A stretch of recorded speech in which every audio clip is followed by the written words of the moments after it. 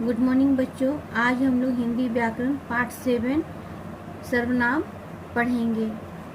Syllabus के अनुसार हम लोगों का संज्ञा और सर्वनाम है। संज्ञा को मैं पिछले वीडियो में बतला चुकी हूँ। आज हम लोग सर्वनाम को देखेंगे। सर्वनाम जो है संज्ञा शब्दों के स्थान पर जिन शब्दों का प्रयोग किया जाता है उन्हें सर्वनाम कहते हैं। सर्व जोड़ नाम मतलब सबका नाम।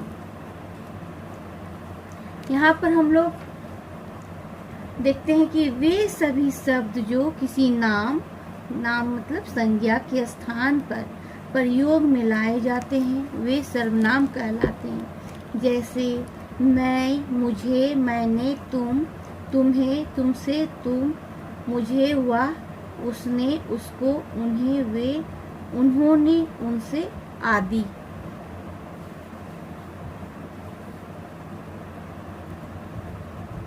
अब है सर्वनाम के भेद। सर्वनाम के 6 भेद होते हैं। सर्वनाम के 6 भेद होते हैं।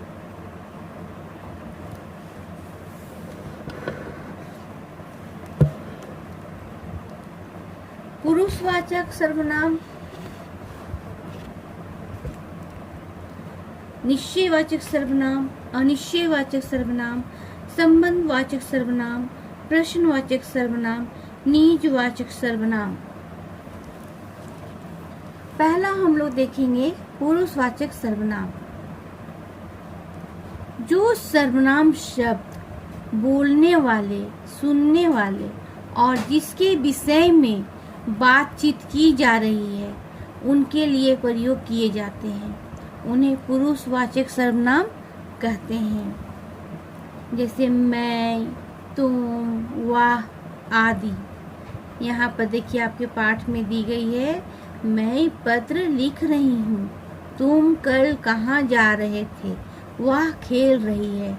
तो ये जो रंगीन स्याही से लिखी गई शब्द है वो जो है पुरुषवाचक सर्वनाम है। अब हम लोग देखेंगे पुरुषवाचक सर्वनाम के भेद। पुरुषवाचक सर्वनाम के 3 भेद होते हैं। पहला उत्तम पुरुष, दूसरा मध्यम पुरुष, तीसरा अन्य पुरुष। उत्तम पुरुष के उदाहरण हैं कुछ। मैं पढ़ रही हूँ, मैंने चित्र पूरा कर लिया, हम आइसक्रीम खाएंगे। यहाँ पर मैं, मैंने, हम शब्द बोलने वाला स्वयं के लिए या अपने लिए प्रयोग किया है, तो अतः ये उत्तम पुरुष सर्वनाम है। अब मध्यम पुरुष देखेंगे। तुम पढ़ो, क्या तुमने गृह कार्य पूरा कर लिया, तुम लोग आ गए, तुम, तुमने, तुम लोग शब्द सुनने वालों के लिए किया गया है। ये मध्य पुरुष सर्वनाम है। अन्य पुरुष, वह नाच रही है, उसने अपना जन्मदिन मनाया, वे खेल रहे हैं। वह, उसने, वे शब्द अन्य व्यक्तियों के लिए प्रयोग में लाए गए हैं, अतः ये अन्य पुरुष सर्वनाम है। अब हम लोग निश्चयवाचक सर्वनाम देखेंगे। जो सर्वनाम शब्द किसी निकट मतलब पास या दूर के लिए व्यक्ति या वस्तु की निश्चित बोध कराते हैं उन्हें निश्चयवाचक सर्वनाम कहते हैं। इसे संकेतवाचक सर्वनाम भी कहा जा सकता है। जैसे यह मेरा मोबाइल है, वह विद्यालय है, ये मेरे नाना जी हैं। हम लोग जैसे संकेत बोलने से इशारा करके बतलाते हैं। या मेरा मोबाइल है, या मेरा घर है, ये मेरी पुस्तक है। और आपके पाठ में भी देखिए यहाँ पर यह, वह, ये जो रंगीन स्याही से लिखी गई है ये सब निश्चयवाचक सर्वनाम है। अब हम लोग अनिश्चयवाचक सर्वनाम को देखेंगे। अनिश्चयवाचक सर्वनाम जो सर्वनाम शब्द किसी निश्चित व्यक्ति या वस्तु के विषय में जानकारी नहीं देते वे अनिश्चयवाचक सर्वनाम कहते हैं। जैसे चाय में कुछ पड़ा है, दिल्ली से कोई आ रहा है, यह किताब किसी ने दी है। यहाँ पर देखिए कुछ, कोई, किसी, यहाँ पर निश्चित नहीं है। चाय में कुछ पड़ा है, ये महिला जो चाय पी रही है इसमें बतला रही है कि चाय में कुछ पड़ा है, लेकिन क्या पड़ा है वो निश्चित रूप से नहीं बता रही है, इसलिए ये अनिश्चयवाचक सर्वनाम है। दिल्ली से कोई आ रहा है, जैसे हम लोग कभी कभी बोलते हैं कि दिल्ली से कोई आ रहा है, लेकिन कौन आ रहा है वो हम लोग नहीं बतला पाते हैं, इसलिए ये भी अनिश्चयवाचक सर्वनाम है। अब हम लोग संबंधवाचक सर्वनाम देखेंगे। जो सर्वनाम शब्द वाक्यों में प्रयोग किए गए हैं उन्हें दूसरे संज्ञा या सर्वनाम शब्द से संबंध बताने के लिए प्रयोग किए जाते हैं, उन्हें संबंधवाचक सर्वनाम कहते हैं। यहाँ पर देखिए, जो सर्वनाम शब्द वाक्य में प्रयोग किए जाते हैं या दूसरे या संज्ञा या सर्वनाम शब्द से संबंध बताने के लिए प्रयोग किए जाते हैं, वो संबंधवाचक सर्वनाम है। यहाँ पर देखिए, जो पढ़ रहा है वो विद्यार्थी है, जिसकी लाठी उसकी भैंस। यहाँ पर जो और वह और जिसकी और उसकी, यहाँ पर संबंध बता रहे हैं। प्रश्नवाचक सर्वनाम, जो सर्वनाम शब्द किसी व्यक्ति, वस्तु या स्थान के संबंध में प्रश्न पूछने के लिए प्रयोग होता है, उन्हें प्रश्नवाचक सर्वनाम कहते हैं। जैसे आप क्या कर रहे हैं, देखो बाहर कौन आया है, यह भिक्षा किसको दे रहे हो।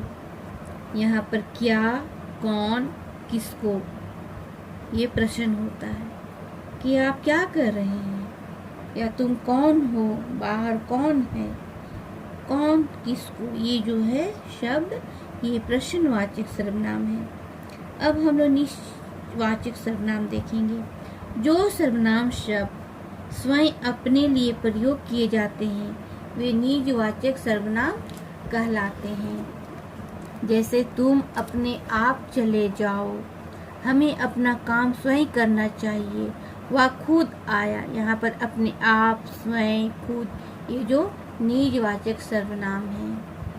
अब हम लोग आपके पाठ में देखिए कुछ घेरे के अंदर में कुछ विशेष शब्द लिखी गई है, उसको ध्यान देंगे। यहाँ पर देखिए सर्वनाम के वचन रूप इस प्रकार है, मैं, मैंने, वह, यह, मुझे, मेरा, उसे आदि शब्द एक वचन के अंतर्गत तथा हम, वे, ये, हमें, तुम्हें, इन्हें, उन्हें आदि शब्द बहुवचन के अंतर्गत आते हैं। दूसरा, वह सर्वनाम शब्द का प्रयोग पुरुषवाचक तथा निश्चयवाचक दोनों प्रकार के सर्वनामों में किया जाता है। वह आ रहा है, मेरी पुस्तक वह है, यहाँ पर पुरुषवाचक है और निश्चयवाचक है। वैसे ही देखिए, आप सर्वनाम शब्द का प्रयोग पुरुषवाचक तथा निजवाचक दोनों प्रकार के सर्वनामों में किया जा सकता है। जैसे वह अपने आप ही चला गया, यहाँ पर निजवाचक है। आप हमारे यहाँ कब आएंगे, ये पुरुषवाचक है। अब आप लोग पृष्ठ संख्या 35 देखिए, यहाँ पर अभ्यास दी गई है। 3 प्रश्न हैं, दिए गए प्रश्नों के उत्तर लिखिए। सर्वनाम किसे कहते हैं, उदाहरण सहित लिखिए। सर्वनाम के कितने भेद हैं, प्रत्येक के नाम लिखिए। निश्चयवाचक सर्वनाम और अनिश्चयवाचक सर्वनाम की परिभाषा उदाहरण सहित लिखिए। बच्चों, आप लोग पाठ की सहायता से ये प्रश्न स्वयं कीजिए। आप पाठ में सारे प्रश्नों का उत्तर दिया गया है, आप ढूंढ करके लिखिए। मैं आंसर बता दे रही हूँ, लेकिन आप लोग स्वयं कीजिए इस पाठ को। सर्वनाम किसे कहते हैं? यहाँ पर देखिए पृष्ठ संख्या 32, पीले घेरे में जो परिभाषा दी गई है ये नंबर 1 का आंसर है। ये जो है पीले घेरे में दी गई है, नंबर 1 का आंसर है। तो यहाँ पर सबसे पहले सर्वनाम की परिभाषा लिखिएगा, फिर लिखिएगा संज्ञा शब्दों के स्थान पर जिन शब्दों का प्रयोग किया जाता है उन्हें सर्वनाम कहते हैं। जैसे में दे दीजिएगा मैं, तुम, उसने इत्यादि। दूसरा प्रश्न है सर्वनाम के कितने भेद हैं। यहाँ पर देखिए सर्वनाम के भेद लिखी गई है। सर्वनाम की 6 भेद हैं। पहला पुरुषवाचक सर्वनाम, दूसरा निश्चयवाचक सर्वनाम, तीसरा अनिश्चयवाचक सर्वनाम, चौथा संबंधवाचक सर्वनाम, पांचवा प्रश्नवाचक सर्वनाम, छठा निजवाचक सर्वनाम। प्रत्येक का नाम लिखिए। मैं आप लोगों को समूह का नाम को बतला दी हूँ। अब है निश्चयवाचक सर्वनाम और अनिश्चयवाचक सर्वनाम की परिभाषा उदाहरण सहित लिखना है। तो यहाँ पर कुछ नहीं करना है आप लोगों को। नंबर 2 पृष्ठ संख्या 33, पृष्ठ संख्या 33 का नंबर 2 इसको आप लोग लिखिएगा उदाहरण के साथ। यहाँ पर उदाहरण दी गई है, इस सबको लिखिएगा।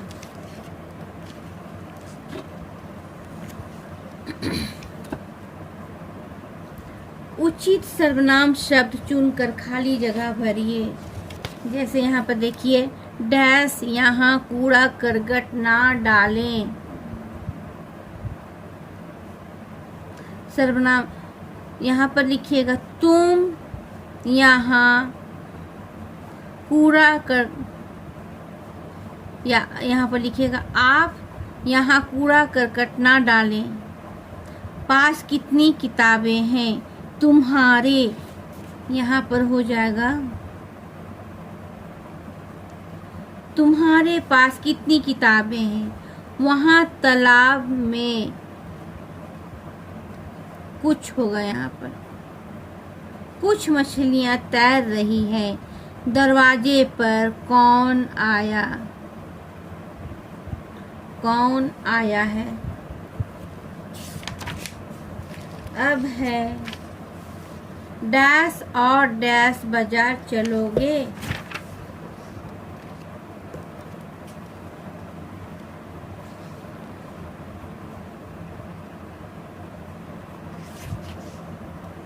सॉरी चलेंगे हैं। यहाँ पर देखिए मैं और तुम बाजार चलेंगे। यहाँ पर होगा मैं और तुम। यहाँ पर होगा जैसा देश वैसा वेश। अब यहाँ पर देखिए निम्न नीचे दिए गए शब्दों में सर्वनाम शब्द छांट कर उनके भेद लिखिए। रमेश किसका दोस्त है। यहाँ पर किसका देखिए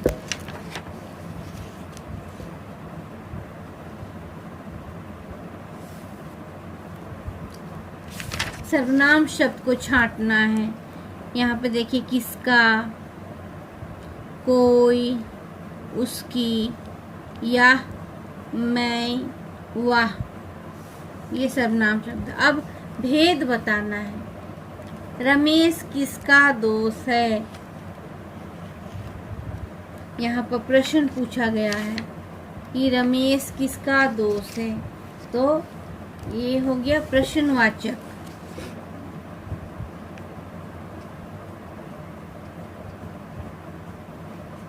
ये हो गया आपका प्रश्नवाचक। इस मकान में कोई रहता है, अनिश्चय हो गया। यहाँ पर देखिए अनिश्चय।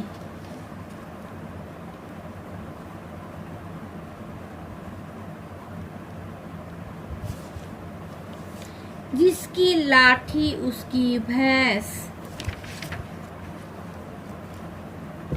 संबंधवाचक।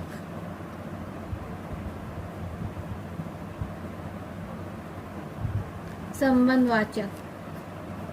यह गुड़िया सुंदर है, यह गुड़िया पुरुषवाचक।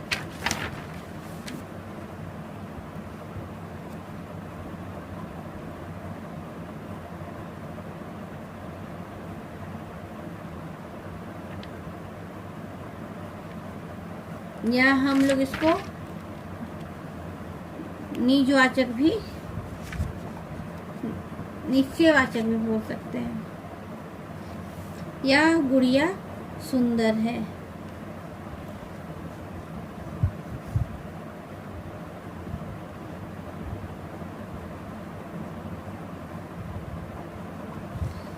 मैं कल दिल्ली जाऊंगा।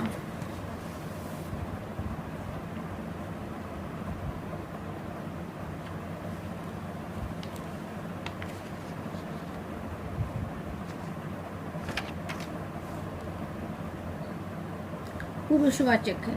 वह स्वयं काम कर लेगा।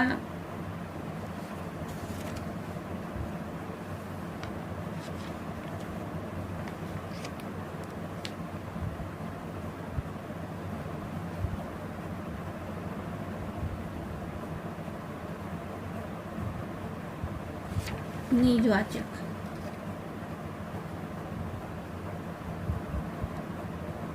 अपने लिए बोल रहा है। अब यहाँ पर देखिए, नीचे दिए गए शब्दों निम्न वाक्यों में सही वाक्य के सामने सही और गलत वाक्य के सामने गलत लगाइए। संज्ञा के स्थान पर प्रयुक्त होने वाले शब्दों को सर्वनाम कहते हैं। बच्चों यहाँ पर ध्यान दीजिएगा, निम्न वाक्यों में सही वाक्यों के सामने सही और गलत वाक्यों के सामने गलत लगाइए। का नंबर है, संज्ञा के स्थान पर प्रयुक्त होने वाले शब्दों को सर्वनाम कहते हैं, ये सही है। मेज के नीचे कुछ रखा है। वाक्य में कुछ शब्द जो है निश्चय सर्वनाम है। ये कुछ जो है अनिश्चयवाचक सर्वनाम है, इसलिए ये गलत है। वह सर्वनाम शब्द पुरुषवाचक तथा निश्चयवाचक दोनों में प्रयोग किया जाता है, सही है। जैसा खाएं अन्न वैसा रहे मन, वाक्य में संबंधवाचक सर्वनाम का प्रयोग किया गया है, ये भी सही है। बच्चों, तो ये जो प्रश्न है आपका 5 और 6, इसको छोड़ दीजिएगा, इसको मैं नेक्स्ट वीडियो में बतला दूंगी।